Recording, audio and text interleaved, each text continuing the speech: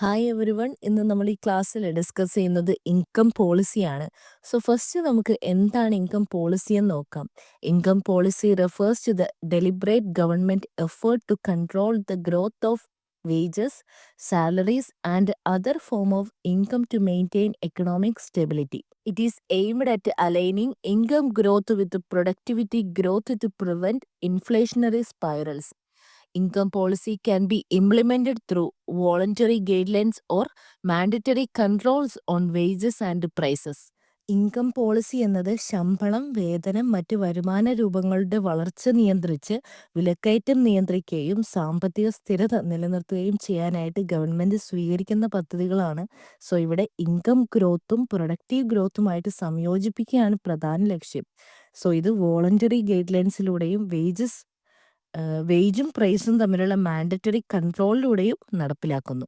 The primary objective of income policy is to curb inflation without sacrificing employment and output. It plays a complementary role to fiscal and monetary policy in stabilizing the economy. വിലക്കയറ്റം തടയുന്നതിനോടൊപ്പം തൊഴിൽ നഷ്ടം സംഭവിക്കാതിരിക്കുകയും ഉൽപാദനത്തിലെ കുറവുകൾ ഉണ്ടാകാതെയും നോക്കുക എന്നതാണ് ഇതിൻ്റെ പ്രധാന ലക്ഷ്യം. എക്കണോമിയെ stabilise ആയിട്ട് നിലനിർത്താനും ഫിസ്ക്കൽ ആൻഡ് മോണിറ്ററി പോളിസികളുടെ കൂടെ ഒരു കോംപ്ലിമെൻ്ററി റോള് ഇൻകം പോളിസി വഹിക്കുകയും ചെയ്യുന്നു.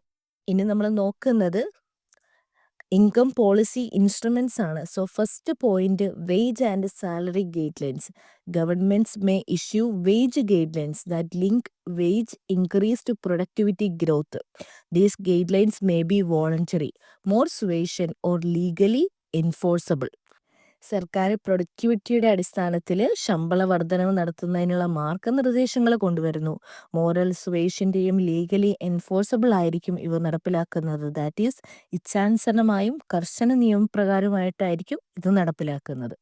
സെക്കൻഡ് പോയിന്റ് എന്ന് പറയുന്നത് വേജ് പ്രൈസ് കൺട്രോൾ ആണ്. Direct control or freeze on wages and prices for a period of time used during times of acute inflation or economic crisis. It can be applied across the board or targeted to specific sectors. ശമ്പളങ്ങൾക്കും പ്രൈസിനും ഒരു നിശ്ചിത കാലയളവിൽ നിയന്ത്രണങ്ങൾ അല്ലെങ്കിൽ fees ഏർപ്പെടുത്തുന്നു. അത്യാവശ്യമായിട്ടുള്ള സാഹചര്യങ്ങളിൽ, ഉദാഹരണത്തിന് അതിവേഗ വിലക്കയറ്റം അല്ലെങ്കിൽ സാമ്പത്തിക അടിയന്തരാവസ്ഥയിലും ഇത് ഉപയോഗിക്കുന്നു. സോ ഇത് എല്ലാവിധ മേഖലകളിലും അല്ലെങ്കിൽ തിരഞ്ഞെടുക്കപ്പെട്ട മേഖലകളിൽ മാത്രം ഉപയോഗിക്കുന്നു. അടുത്ത പോയിന്റാണ് incomes Accord or social contract.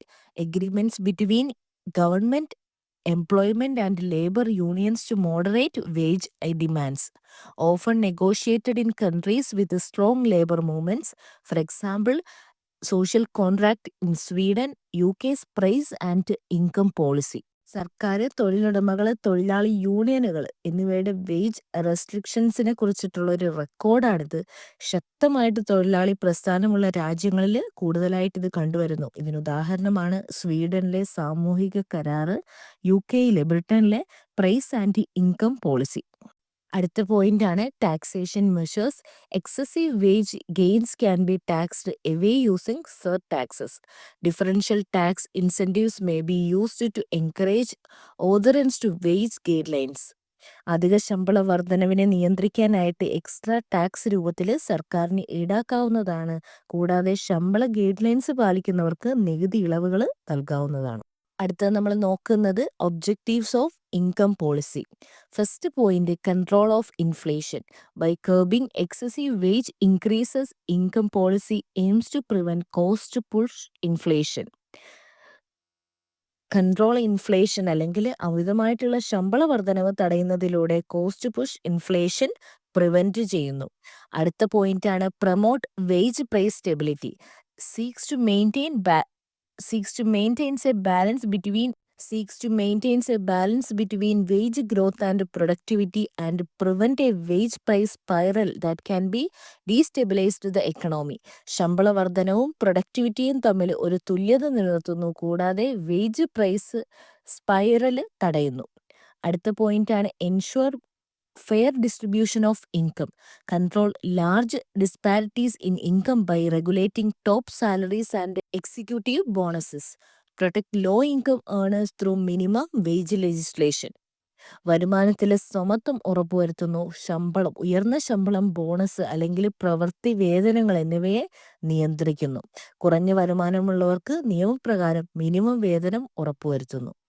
അടുത്ത പോയിന്റ് അല്ലെങ്കിൽ ലാസ്റ്റ് പോയിന്റ് ആണ് support employment and output.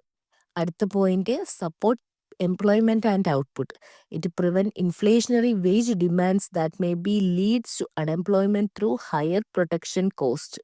It keeps the economy competitive in international markets. അമിത ശമ്പള വർധനവ് മൂലം ഉൽപാദന ചെലവ് കൂടുകയും തൊഴിലില്ലായ്മ വരികയും ചെയ്യുന്നത് തടയുന്നു. ഇന്റർനാഷണൽ മാർക്കറ്റ്സിൽ എക്കണോമിയെ കോമ്പറ്റേറ്റീവ് ആക്കുന്നു. ഇൻകം പോളിസിയിൽ ഗവൺമെന്റിന്റെ റോളാണ് നമ്മൾ നെക്സ്റ്റ് നോക്കുന്നത്. So first point, it act as a mediator between employer and employees. സർക്കാർ തൊഴിലുടമകൾക്കും തൊഴിലാളികൾക്കും ഇടയിൽ ഇടനിലക്കാരനായിട്ട് പ്രവർത്തിക്കുന്നു. Issues guidelines, monitor compliance and impose penalties for violation. മാർഗനിർദ്ദേശങ്ങൾ നൽകുന്നു, കംപ്ലൈൻസ് മോണിറ്റർ ചെയ്യുന്നു, നിയമപരമായിട്ടുള്ള ശിക്ഷാ നടപടികൾ സ്വീകരിക്കുന്നു.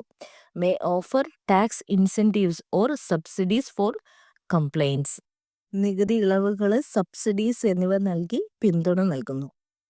ഇൻകം പോളിസീസ് 2 ടൈപ്പാണുള്ളത്. ഒന്ന് വോളണ്ടറി ഇൻകം പോളിസിയും മറ്റേത് mandatory income പോളിസിയും.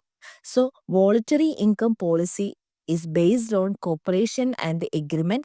Government sets wages price targets but enforcement is non-compulsory. കോർപ്പറേഷൻ്റെയും എഗ്രിമെൻറ്റിൻ്റെയും അടിസ്ഥാനത്തിലാണ് വോളണ്ടറി ഇൻകം പോളിസീസ് നിലനിൽക്കുന്നത്. നോൺ കമ്പൾസറി എൻഫോഴ്സ്മെൻ്റ് ഇല്ലാതെ സർക്കാർ ശമ്പള വില ലക്ഷ്യങ്ങൾ നിർദ്ദേശിക്കുന്നു. അടുത്ത പോയിന്റാണ് mandatory income policy. Government sets legally binding ceilings on wages and price increases, usually time bound and used during emergencies. For example war or hyper inflation. ശമ്പള വർധനവിലും വിലവർധനവിലും നിയമപരമായിട്ടുള്ള പരമാവധി ഇൻകം ഗവൺമെന്റ് സെറ്റ് ചെയ്യുന്നു. കൂടാതെ വാർ ടൈമിലും ഹൈപ്പർ ഇൻഫ്ലേഷൻ പോലുള്ള ടൈമിലും ഇത് നടപ്പിലാക്കുന്നത് മാൻഡറ്ററി ഇൻകം പോളിസിയാണ്. സോ ഇതിൻ്റെ പ്രധാന ലിമിറ്റേഷൻ എന്ന് പറയുന്നത് തൊഴിലാളികൾ സംഘടനകൾക്കും തൊഴിലാളികൾക്കുമുള്ള എതിർപ്പുണ്ട്. കൂടാതെ പ്രൊഡക്ടിവിറ്റി ഓരോ മേഖലകളിലുമുള്ള ഇതിൻ്റെ പ്രധാന ലിമിറ്റേഷൻസ് ആണ് തൊഴിലാളി സംഘടനകളുടെയും തൊഴിലാളികളുടെയും എതിർപ്പ്, പ്രൊഡക്ടിവിറ്റി ഓരോ മേഖലയിലും മെഷർമെൻറ്റ് കൃത്യമായിട്ട് കണക്കാക്കാനുള്ള പ്രയാസം, black market wages, informal wages തുടങ്ങിയവയെല്ലാം ഇതിൻ്റെ ലിമിറ്റേഷൻസ് ആണ്. സോ ഈ ഒരു ക്ലാസ്സിൽ നമ്മൾ ഡിസ്കസ് ചെയ്തത് ഇൻകം പോളിസിയാണ്. കൂടാതെ അതിൻ്റെ ഇൻസ്ട്രുമെൻസും ഒബ്ജക്റ്റീവ്സും ടൈപ്സും ലിമിറ്റേഷൻസും എല്ലാം നമ്മൾ ഈ ഒരു ക്ലാസ്സിൽ ഡിസ്കസ് ചെയ്തു. ഈ ഒരു ക്ലാസ് നിങ്ങൾക്ക് ഹെൽപ്ഫുൾ ആയെന്ന് വിചാരിക്കുന്നു. ഈ ഒരു ക്ലാസ് ഹെൽപ്ഫുൾ ആയെങ്കിൽ ഈ ചാനൽ സബ്സ്ക്രൈബ് ചെയ്തും വീഡിയോ ലൈക്ക് ചെയ്തും സപ്പോർട്ട് ചെയ്യുക. കൂടാതെ നിങ്ങളുടെ അഭിപ്രായങ്ങൾ കമൻറ്റിലൂടെ അറിയിക്കുക. ഫ്രണ്ട്സ് ആണെങ്കിലും ഈ ഒരു എക്സാമിന് വേണ്ടി പ്രിപ്പയർ ചെയ്യുന്നുണ്ടെങ്കിൽ അവർക്ക് കൂടെ വീഡിയോ ഷെയർ ചെയ്ത് കൊടുക്കുക. Thank you for